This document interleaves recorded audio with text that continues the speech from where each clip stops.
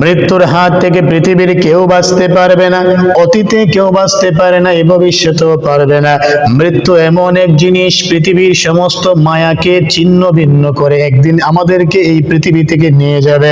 এমন কোন শক্তিশালী ব্যক্তি নাই, এমন কোন শক্তিশালী প্রাণী নাই যে মৃত্যুর হাত থেকে বাঁচতে পারবে। যত ক্ষমতাই থাকুক না কেন, যত লোক লস্কর সৈন্য বাহিনী থাকুক না কেন, যতই অর্থ প্রাচুর্য থাকুক না কেন, মৃত্যুর হাত থেকে কেউ বাঁচতে পারবে না। এই মৃত্যুর হাত থেকে বাঁচতে পেরেছে এমন পৃথিবীতে একটা নজির নাই, একটা উদাহরণ নাই। কিয়ামত পর্যন্ত কোনো নজির, কোনো উদাহরণ তৈরি হবে না। যত শক্তি থাকুক না কেন, আপনার একদিন না একদিন এই মৃত্যুর হাতে আপনাকে ধরা দিতেই হবে। মৃত্যু একদিন আপনাকে এই পৃথিবী থেকে নিয়েই যাবে। মৃত্যুর হাত থেকে বাঁচার সাধ্য কারো নাই। ফেরাউন বাঁচতে পারে নাই, নমরুদ বাঁচতে পারে নাই, কারুন বাঁচতে পারে নাই। একদিন সবাইকে এই পৃথিবী থেকে চলে যেতে হয়েছে। ভবিষ্যতেও যত ক্ষমতাই থাকুক না কেন, একদিন আমাদেরকেও এই পৃথিবী থেকে চলে যেতে হবে। যদি আপনি কোথাও লুকিয়ে নিজেকে বাঁচানোর চেষ্টা করেন তবুও পারবেন না। কারণ আমার ভাইয়েরা, এই পৃথিবীর মধ্যে মানুষের জন্য সবচাইতে সুরক্ষিত নিরাপদ জায়গা হলো মায়ের পেট, মায়ের গর্ভ। ওই মায়ের পেটে, মায়ের গর্ভের ভিতরে মানুষের মৃত্যু হয়। শিশু সন্তান দেখবেন মাঝে মধ্যে মৃত জন্মগ্রহণ করে। ওই শিশু বাচ্চাটার মৃত্যু তার মায়ের পেটের ভিতরে হয়েছে। অথচ মায়ের পেটটা হলো একটা মানুষের জন্য সবচাইতে নিরাপদ এবং সুরক্ষিত জায়গা।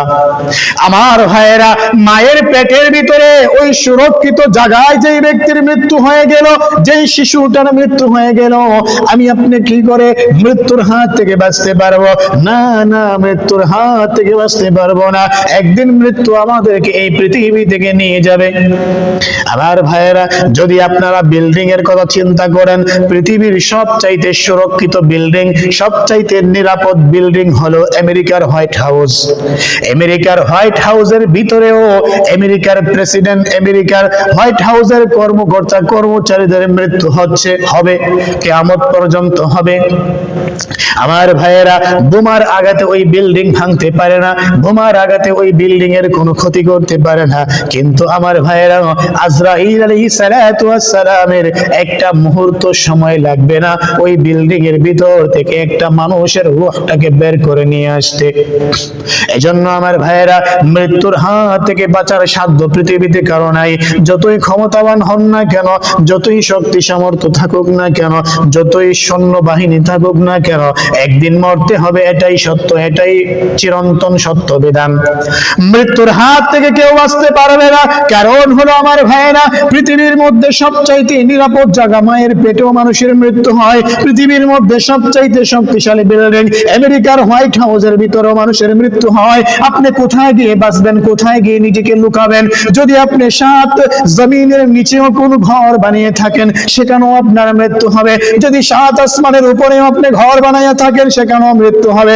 আজরাইল সেখান থেকে আপনাকে নিয়ে আসবে। কোথায় গিয়ে আপনি পালাবেন?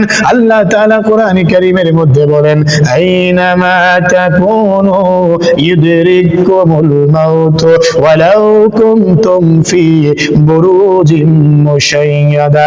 আল্লাহ বলেন, বান্দারে, কোথায় গিয়ে তুমি লুকাইবা? কোথায় নিজেকে লুকিয়ে রাখবা? মৃত্যু থেকে বাঁচতে চাও, মৃত্যুর হাত থেকে মুক্তি পেতে চাও? না না, কোথায় গিয়ে লুকাইবা? কোথায় গিয়ে নিজেকে বাঁচানোর চেষ্টা করবা? যেখানেই যাও না কেন, সুদীর সুদীর সুদীর শক্তিশালী দুর্গের ভিতরেও যদি তুমি লুকিয়ে থাকো, সেখান থেকেও তোমাকে আজরাইল নিয়ে আসবে। সেখানেও তোমাকে মৃত্যুবরণ করতে হবে। একটা পাথরকে যদি আপনি পাথরকে কেটে যদি তার ভিতরে ঢুকে যান, তবু আপনার মৃত্যু হবে।